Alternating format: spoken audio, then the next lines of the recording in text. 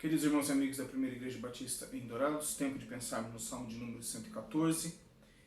E este é um salmo que fala sobre as maravilhas do Senhor Deus durante o tempo de peregrinação do povo no deserto, rumo à terra prometida e como Deus ajudou o seu povo a superar obstáculos. E dos versos 1 ao verso 4 você tem a primeira parte do salmo, falando sobre uma inferência lógica. E o salmo não começa como outros descrevendo a glória de Deus e convidando você e eu a adorarmos a Deus. Ele faz uma inferência histórica e a questão é esta: quando Israel saiu do Egito, a casa de Jacó, do meio de um povo de língua estranha, Judá se tornou o santuário do Senhor e Israel o seu domínio. O mar viu isso e fugiu, o Jordão recuou, os montes saltaram como carneiros e nas colinas como cordeiros do rebanho. Observe que não há uma descrição do Senhor Deus aqui, apenas uma referência ao fato de que ele era o Senhor que em seu santuário foi assim identificado como o libertador. Quando o povo saiu, ele saiu com base nesta intervenção divina. Judá se tornou o santuário do Senhor e Israel o seu domínio. Então, nada de descrição ainda de Deus. E o salmista, com isto, me ensina que a nossa vida cristã precisa ser um contínuo refletir, uma contínua expressão da glória de Deus, ainda que em alguns momentos nós não iniciemos, não por falta de respeito ou reverência, mas pela própria glória de tudo aquilo que está sendo descrito, com o caráter e a personalidade do Senhor Deus, como foi visto no salmo anterior, quando estudamos acerca do seu nome. Aqui a ênfase começa já com o povo em ação, e assim nós adentramos na segunda parte do salmo, que é o verso 5 ao verso 8, uma evidência coerente, porque agora sim o salmista chamará a atenção de uma história geral para aquela ação específica e particularmente o caráter de Deus, e assim atribui glória ao Deus que está agindo. Em outras palavras, você pode começar falando da glória de Deus e demonstrar como que esta glória se traduziu em sua vida, o milagre, a resposta de oração, o extraordinário, ou você pode começar de forma inversa, você pode começar descrevendo o milagre e apontando o milagre através do milagre, do feito, da resposta de oração para a pessoa do Senhor Deus Trino de Israel. E os versos 5 ao verso 8 dizem: o que lhe aconteceu, ó mar, para que fugisse assim? E você, Jordão, por que recuou? Montes, por que estão saltando como carneiros? E vocês, colinas, como cordeiros do rebanho? Tremo a terra na presença do Senhor, na presença do Deus de Jacó.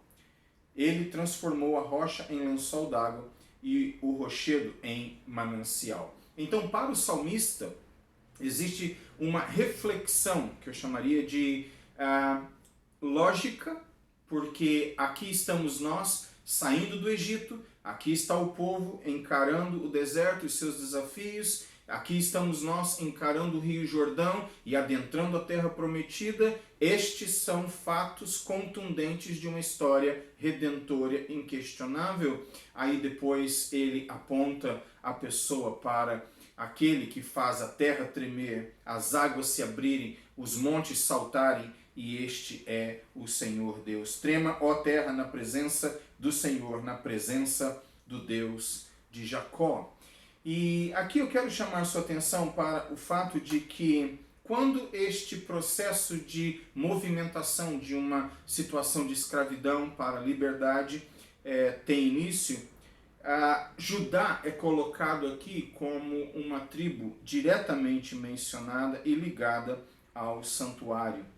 Quando Israel saiu do Egito e a casa de Jacó do meio de um povo de língua estranha, ou seja, Israel e Jacó sendo os mesmos, dois termos para descreverem o mesmo grupo de pessoas, o povo escolhido, dentro deste povo, Judá se tornou o santuário do Senhor e Israel o seu domínio. E aqui eu quero chamar sua atenção para um detalhe que está ligado, a meu ver, com Números no capítulo 2. E para isso, nós precisaríamos de tempo para fazermos um desenho. Este desenho seria um retângulo. E do meu lado direito, esquerdo de quem está me vendo, mas do meu lado direito, nós teríamos 3 tribos. A tribo de Judá, a tribo de Issacar e a tribo de Zebulon. Abaixo deste retângulo, nós teríamos Ruben, Simeão e Gade. Do lado esquerdo do retângulo, o meu lado esquerdo, o que seria o seu lado direito, nós teríamos 3 outras tribos, Benjamim, Manassés e Efraim. E em cima do retângulo, ou acima do retângulo, nós teríamos Dan, Azer e Naftali. Imagine que dentro deste retângulo exista um outro retângulo. E o retângulo central, então, descreve o átrio, onde bem no centro está o tabernáculo do Senhor. Então você tem o retângulo central com o átrio, o santo lugar e o santo dos santos. Essa é a parte central do acampamento. Aí você tem um retângulo externo com as tribos conforme acabei de descrever. E você encontrará isto em Números no capítulo 2. É fascinante o estudo porque à medida que eles saíam do acampamento em movimento para a Terra Prometida, a primeira tribo a se locomover deveria ser a tribo de Judá, que nesse sentido puxaria fila pela posição em que ela está. Então, o que acontece é que ela está do lado oriental, a porta, a entrada do tabernáculo está, a porta do átrio está apontando para o oriente, o que seria o meu lado direito aqui do retângulo. Neste lado oriental estão as 3 tribos que eu disse, Judá, Issacar e Zebulon. E quando eles saem em movimento, o texto diz que Judá sairia em primeiro lugar, ou seja, ele puxaria fila. E Judá é conhecido como a tribo do louvor.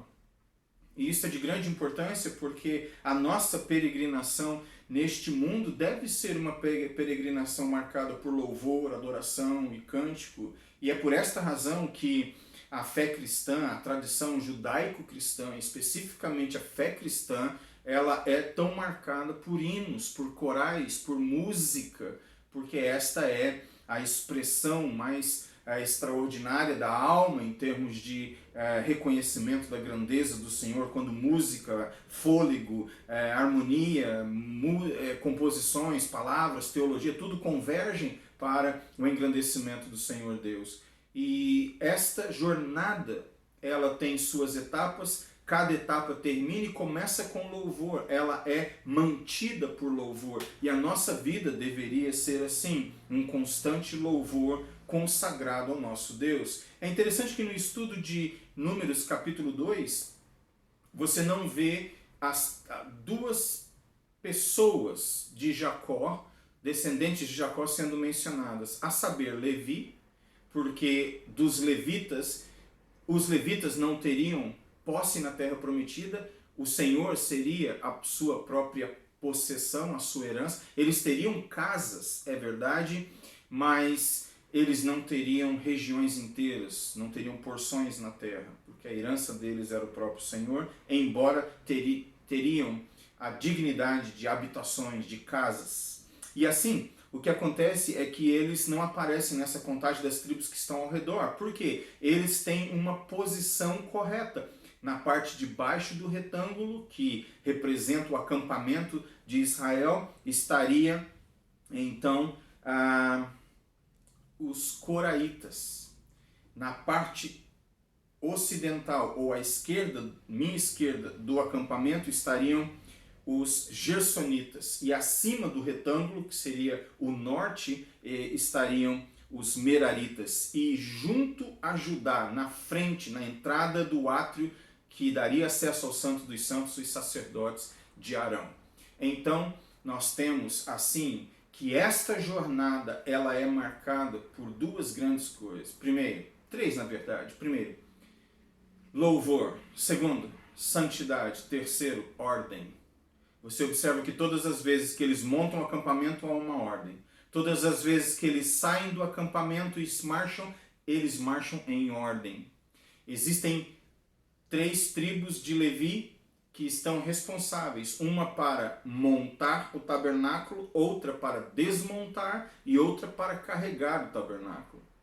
É claro que existe uma quarta que é a divisão que diz respeito aos sacerdotes de Arão, mas estes não estão encarregados de desmontar, montar e carregar o tabernáculo. Eles exercitam o sacrifício dentro do átrio, dentro do Santo dos Santos, conforme a lei. Então, nesta belíssima história e dessa descrição, que para muitos parece uma descrição sem sentido, existe na verdade uma ordem, existe uma beleza de atitude que marca a vida de todo aquele que crê, não somente do povo de Israel como um todo, mas também nossa, uma vida ordenada, uma vida de louvor, uma vida marcada por consagração.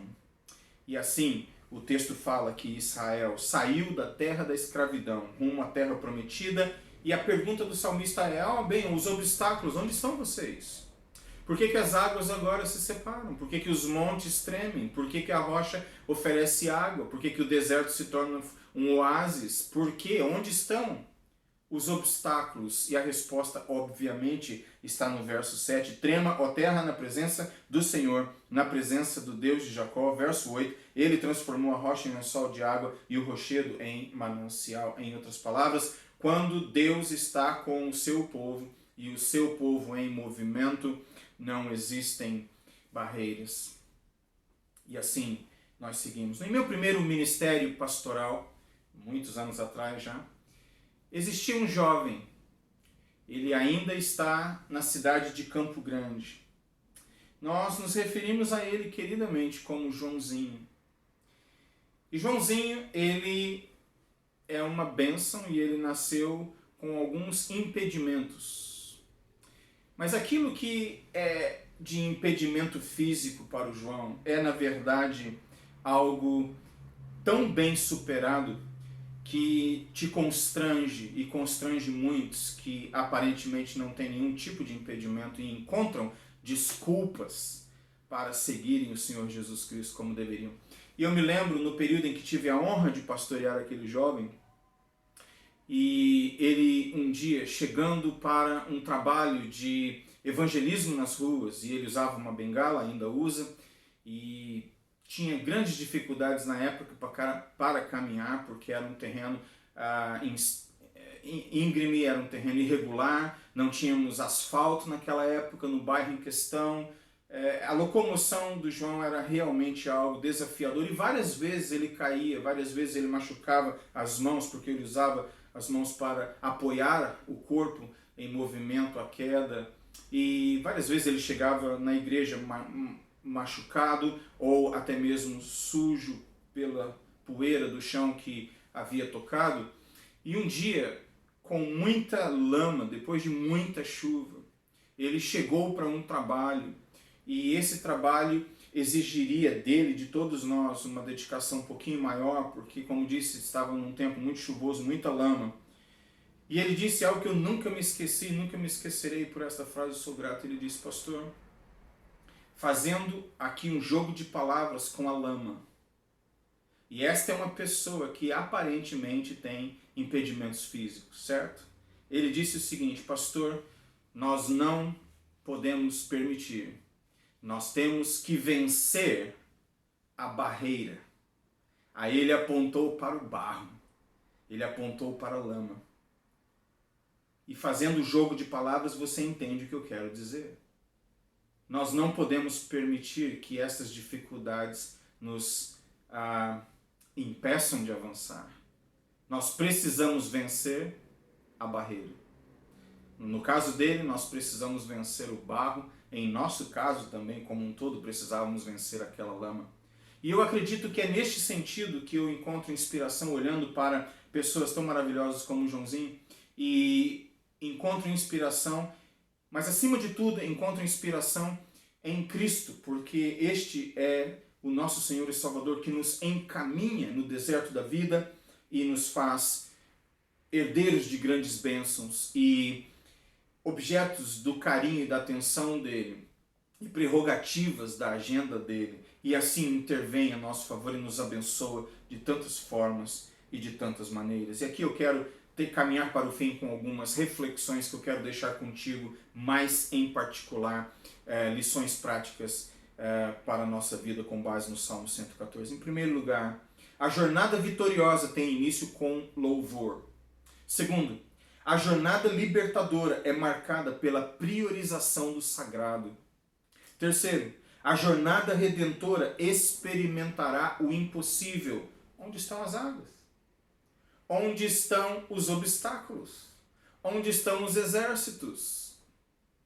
E a resposta é: Deus foi removendo cada um do caminho à medida que o povo vivia vida consagrada e de louvor a Ele. Quarto, a jornada reverente desfrutará de provisão divina. Ele transformou a rocha em lençol de água e o rochedo em manancial. Eu não sei de onde virá, eu sei que Ele proverá. E esta é a convicção de todos aqueles que creem. Mateus capítulo 6, verso 33. Mas busquem em primeiro lugar o reino de Deus e a sua justiça, e todas estas coisas lhes serão acrescentadas.